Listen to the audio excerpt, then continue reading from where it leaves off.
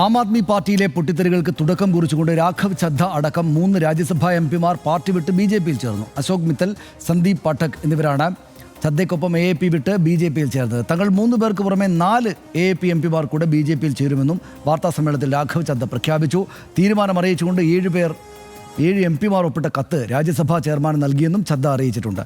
പാർട്ടിയിലെത്തിയ 3 എംപിമാരെയും BJP ദേശീയ അധ്യക്ഷൻ നിതിൻ നബീൻ മധുരം നൽകി സ്വീകരിച്ചു. അതേസമയം സംഭവത്തെ ബി.ജെ.പിയുടെ വില കുറഞ്ഞ രാഷ്ട്രീയമാണെന്നും പഞ്ചാബിനോട് കാണിച്ച ചതിയെന്നുമായിരുന്നു എ.എ.പി നേതാക്കളായ കെജ്രിവാൾ, പഞ്ചാബ് മുഖ്യമന്ത്രി ഭഗവന്ത് മാൻ തുടങ്ങിയവരുടെ പ്രതികരണം. പാർട്ടിയുടെ രാജ്യസഭാ ഉപനേതാവ് സ്ഥാനത്ത് നിന്ന് രാഘവ് ചദ്ദയെ ഒഴിവാക്കിയതിന് ദിവസങ്ങൾക്കുള്ളിലാണ് എ.എ.പി എംപിമാരുടെ കൂടുമാറ്റം എന്നതാണ് ശ്രദ്ധേയം.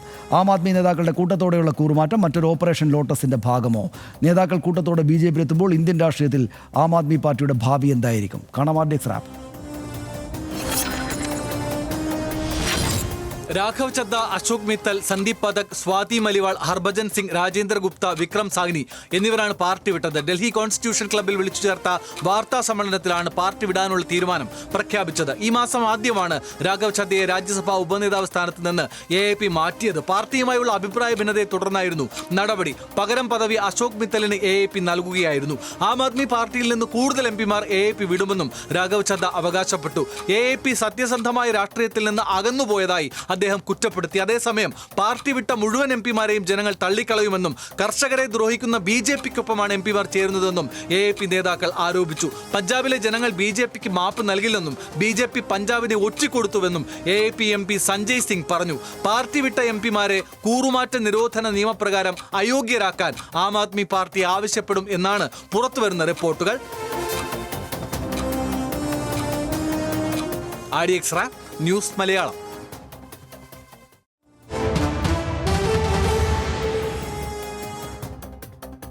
ആം ആദ്മി നേതൃത്വത്തിനെതിരെ ഗുരുതര ആരോപണങ്ങൾ ഉന്നയിച്ചുകൊണ്ടായിരുന്നു രാഘവ് ചദ്ദയുടെ പാർട്ടിയിൽ നിന്നുള്ള പടിയിറക്കം. ആം ആദ്മി പാർട്ടി ജനങ്ങളുമായി അകലുകയാണെന്നും അഴിമതിയടക്കം പല കാര്യങ്ങളിലും പാർട്ടി വിട്ടുവീഴ്ച ചെയ്യുന്നുവെന്നും രാഘവ് ചദ്ദ ആരോപിച്ചു. ദേശസ്നേഹികളെല്ലാവരും പാർട്ടി വിടുകയാണെങ്കിലും താൻ തെറ്റായ പാർട്ടിയിലെ ശരിയായ മനുഷ്യൻ ആയിരുന്നുവെന്നും രാഘവ് ചദ്ദ പറഞ്ഞു.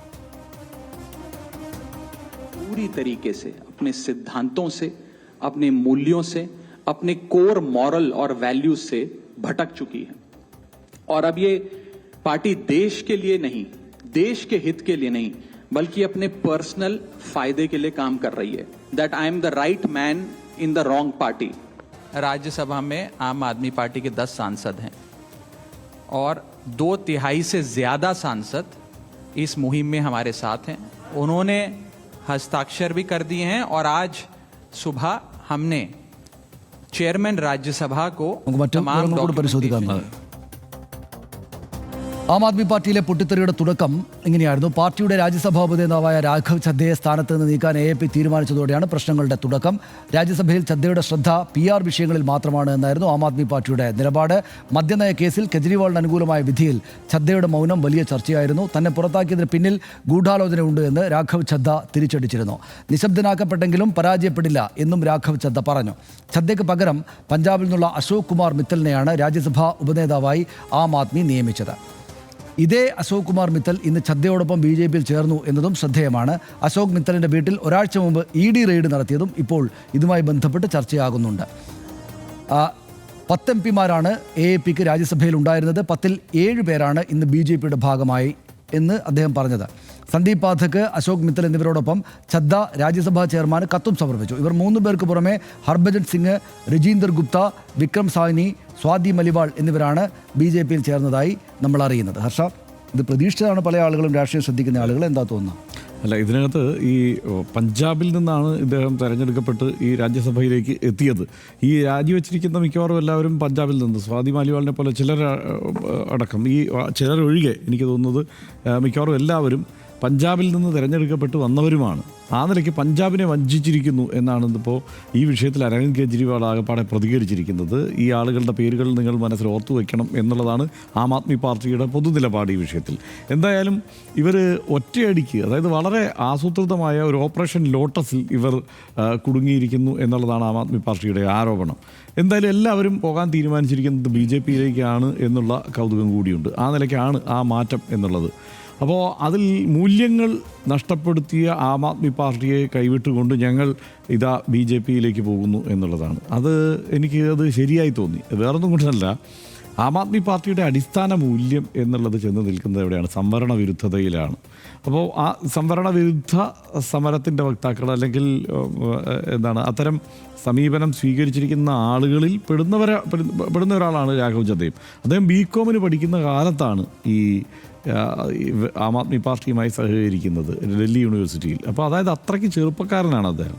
അദ്ദേഹത്തിൻ്റെ ജീവിതം ഇങ്ങനെ സമർപ്പിച്ചു എന്ന് പറയപ്പെടുന്ന 16 വർഷത്തിനിടയ്ക്ക് അദ്ദേഹം കോളേജിൽ പഠിച്ച കാലമുണ്ട്, അദ്ദേഹം അതിനിടയ്ക്ക് ജോലിയെടുത്ത കാലമുണ്ട്. ഇതെല്ലാം കൂടെ ചേർത്തിട്ടാണ് ഈ ഇതെല്ലാം കൂടെ ചേർത്തിട്ടാണ് അദ്ദേഹത്തിൻ്റെ ഈ 16 വർഷം MLA ആയി MP ആയി. അദ്ദേഹം ആദ്യഘട്ടത്തിൽ ആം ആദ്മി പാർട്ടിയുടെ വക്താവായിരിക്കുമ്പോൾ ഈ രാജ്യത്ത് ഏതെങ്കിലും ഒരു രാഷ്ട്രീയ പാർട്ടിയുടെ ഏറ്റവും പ്രായം കുറഞ്ഞ ദേശീയ വക്താവ് അദ്ദേഹമായിരുന്നു എന്നുള്ളത്. അപ്പോൾ ആ നിലയ്ക്കുള്ള പരിഗണന അവിടെ കിട്ടിയതാണ്. അതിനുശേഷമാണ് അദ്ദേഹത്തിന് ഇപ്പോൾ മൂല്യങ്ങളെക്കുറിച്ചുള്ള ചില ചിന്തയൊക്കെ വല്ലാതെ കഴിഞ്ഞ 7 മാസം കൊണ്ടെന്ന് അദ്ദേഹം തന്നെ പറയുന്നു വന്നു തുടങ്ങിയത്. അതിൻ്റെ അകത്ത് കൗതുകകരമായ കാര്യം എന്താണെന്ന് വെച്ച് കഴിഞ്ഞാൽ ഇദ്ദേഹത്തിൻ്റെ തുടർച്ചയായ BJP വിമർശനങ്ങളിലും ഇദ്ദേഹത്തിൻ്റെ RSS വിമർശനങ്ങളിലും നമ്മൾ സൂക്ഷ്മമായി ചെന്നൊന്ന് പരിശോധിച്ചാൽ അതിൻ്റെ വാർത്തകളൊക്കെ നമ്മൾ വീണ്ടും ഒന്നുകൂടി എടുത്ത് നോക്കിക്കഴിഞ്ഞാൽ ഈ സംഘപരിവാറിൻ്റെ അല്ലെങ്കിൽ RSSൻ്റെ BJPയുടെ അടിസ്ഥാന മൂല്യങ്ങളെ എതിർക്കുന്ന തരത്തിലുള്ള ഒരു വിമർശനവും അദ്ദേഹം നടത്തിയിട്ടില്ല. അദ്ദേഹത്തിൻ്റെ വിമർശനം എവിടെയായിരുന്നു? ഈ സർക്കാരിൻ്റെ നടത്തിപ്പിനെക്കുറിച്ച്, BJPയുടെ പ്രവർത്തനങ്ങളെക്കുറിച്ച്. ഇതൊക്കെയാണ് അദ്ദേഹത്തിൻ്റെ പ്രധാനപ്പെട്ട വിമർശനങ്ങളായി ഉണ്ടായിരുന്ന സംഗതികൾ.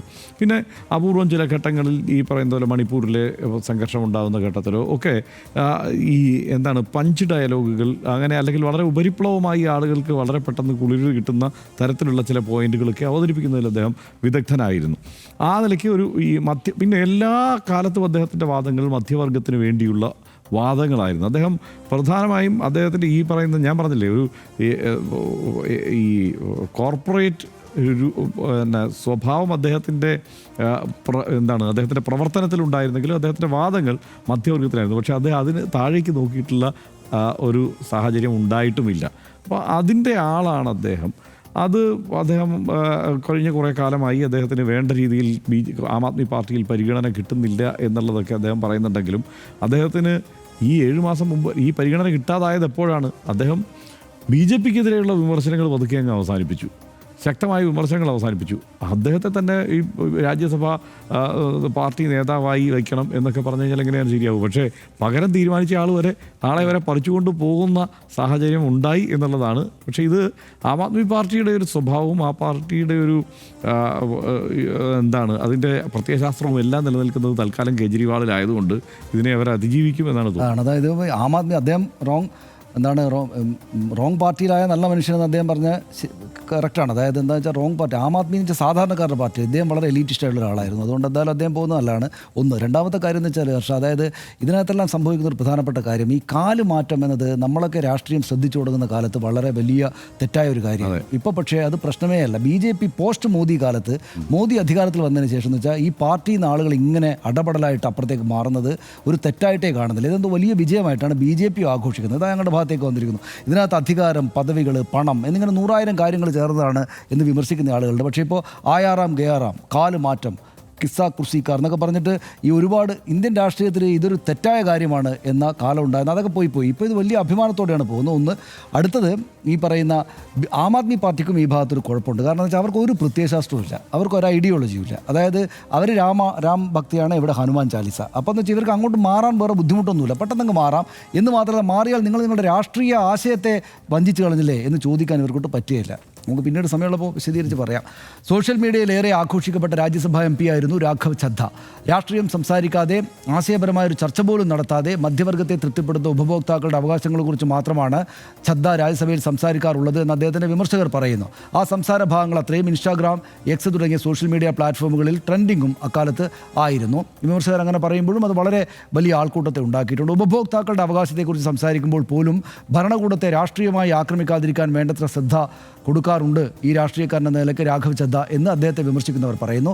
കൂടാതെ ചദ്ദയോടൊപ്പം ഇന്ന് BJPയിലെത്തിയ അശോക് കുമാർ മിത്തൽ ഒരാഴ്ച മുമ്പ് ED റഡാറിൽ കുടുങ്ങിയെന്ന വാർത്തകളും ഈ വിമർശകരിപ്പോൾ ഈ ഘട്ടത്തിൽ കൂടുതൽ ചർച്ചയാക്കുകയാണ്. തങ്ങൾ അധികാരത്തിലുള്ള പഞ്ചാബിൽ നിന്നുള്ള MPമാരാണ് BJPയിലെത്തിയ 3 പേരും എന്നത് പാർട്ടിക്ക് ആകെ ക്ഷീണമുണ്ടാക്കുമെന്ന കാര്യത്തിൽ ആം ആദ്മി പാർട്ടിക്കാർക്ക് സംശയമില്ല.